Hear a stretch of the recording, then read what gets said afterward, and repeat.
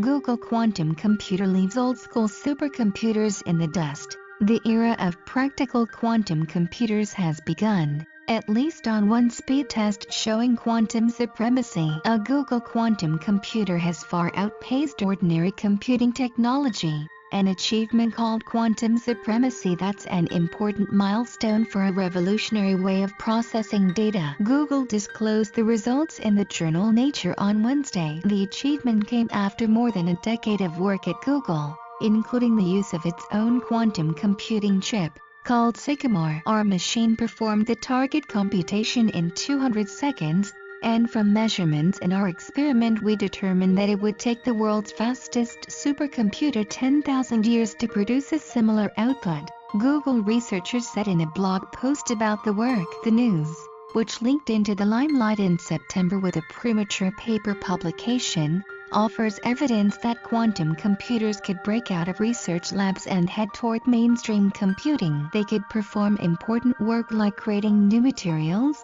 designing new drugs at the molecular level, optimizing financial investments and speeding up delivery of packages. And the quantum computing achievement comes as progress with classical computers, as measured by the speed of general-purpose processors and charted by Moore's law, has sputtered. Google's Sputnik moment. Google got to pick its speed test, but Hartmut Nevin, one of the researchers, dismissed criticisms that the result is only a narrow victory. Sputnik didn't do much either. It circled the Earth. Yet it was the start of the space age, Nevin said at a press conference. He spoke at Google's quantum computing lab in Santa Barbara, California, which is on the site of an actual space race milestone, the development of the Apollo mission's lunar rover. But it's not the beginning of the end for classical computers, at least in the view of today's quantum computing experts. Quantum computers are finicky, exotic and have to run in an extremely controlled environment, and they're not likely to replace most of what we do today on classical computers. Instead, quantum computers will function as accelerators for classical machines, useful enough to be essential. It will be a must-have a resource at some point, Nevin said. Quantum computing researcher Scott Aronson likened the step to landing on the moon in terms of momentousness. And in a tweet Wednesday, Google chief executive Sundar Pichai called it a big breakthrough, exemplifying how hard the work is. Though, the quantum supremacy paper has a whopping 77 authors. A vast industry is devoted to improving classical computers, but a small number of expensive labs at companies such as Google, Intel, Microsoft, Honeywell, Rigetti Computing and IBM are pursuing general-purpose quantum computers too. They're finicky devices, running in an environment chilled to just a hair's breadth above absolute zero to minimize the likelihood they'll be perturbed. Don't expect to find the quantum computer on your desk. Google's speed test has applications to computing work like artificial intelligence, material science and random number generation, the paper said. And already, Google's quantum computing researchers are talking to Google security team members about how the random number technology could be used to generate encryption keys, said Dave Bacon, leader of the quantum computing software effort. Google's first customers, the U.S. Department of Energy and automakers Daimler and Volkswagen, will be able to use the machine in 2020, Google said. As with IBM's quantum computing effort, it'll be available as a cloud computing service over the internet. However, physicist Jim Preskill, who came up with the term quantum supremacy in 2012, dashed some cold water on that idea. Google's chosen test is good for showing quantum computing speed but not otherwise a problem of much practical interest, Preskill said in October after the paper's premature release. Quantum versus classical computers.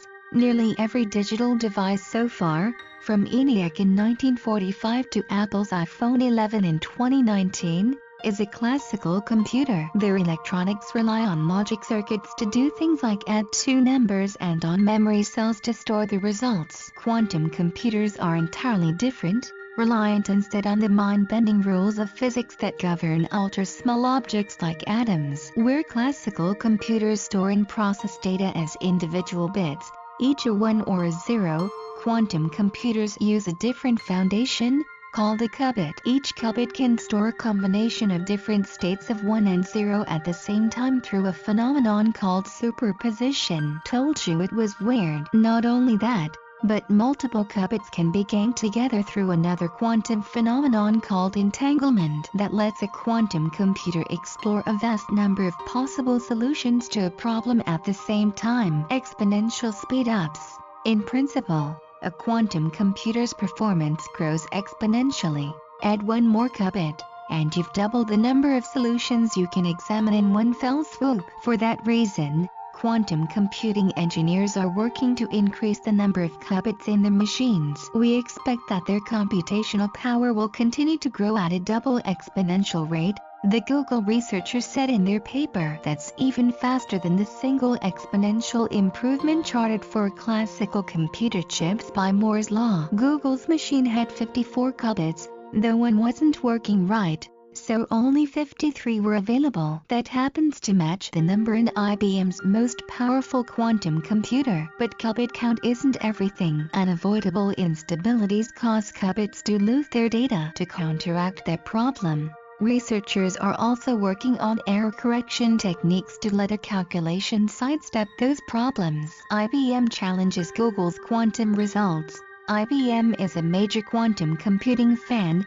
but it questioned Google's prematurely released results in a blog post Monday. We argue that an ideal simulation of the same task can be performed on a classical system in 2.5 days and with far greater fidelity, IBM researchers wrote. They suggested different algorithms and a different classical computer design in a preprint paper of their own. Google said it welcomes improvements to quantum computer simulation techniques but said its overall result is prohibitively hard for even the world's fastest supercomputer, with more double exponential growth to come. We've already peeled away from classical computers onto a totally different trajectory. And you can try for yourself if you like. Google released its quantum computer's raw output to encourage others to see if they can do better at simulating a quantum computer. We expect that lower simulation costs than reported here will eventually be achieved, but we also expect that they will be consistently outpaced by hardware improvements on larger quantum processors,